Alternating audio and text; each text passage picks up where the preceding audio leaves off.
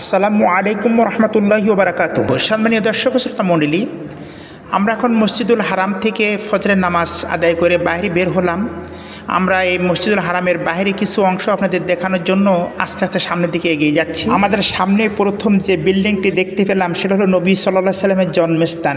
এটা এখন মাকতাব, Saudi government এটা এখন লাইব্রেরি তৈরি করে রাখছে। এরপরে দেখতে পাচ্ছেন নবী সাল্লাল্লাহু আলাইহি সাল্লামকে সবচেয়ে বেশি কষ্ট দিয়েছিল যে কাফের আবু জেহেল, সে আবু জেহেলের বাড়ি, যেটা এখন হাম্মামখানা অর্থাৎ টয়লেট, গণ টয়লেট বা গণ শৌচাগারে এই বাড়িটা কিন্তু এখন পরিণত হয়ে গেছে। কতটা ক্ষোভ থাকলে পরে মানুষের প্রস্রাব পায়খানার বেগ থাকুক আর না থাকুক, এ জায়গায় কিন্তু এই কাজটা তারা করতে আসে।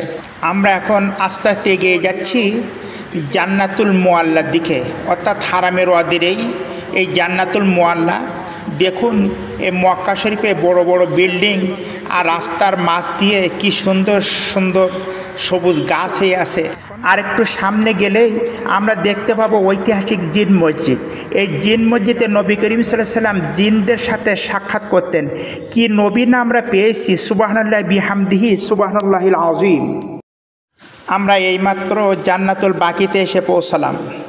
এখানে মা খাদিজা রাদিয়াল্লাহু তাআলা আনহার কবরসহ রাসূলুল্লাহ সাল্লাল্লাহু আলাইহি ওয়াসাল্লামের পরিবারের বহু সদস্য ও অসংখ্য সাহাবীর কবর কিন্তু এই জায়গায়।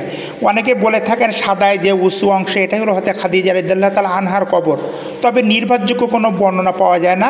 অধিকাংশ মতে এই যে সাদা জায়গাটা দেখছেন উঁচু জায়গা, এই জায়গায় মা খাদিজা রাদিয়াল্লাহু তাআলা আনহার কবর।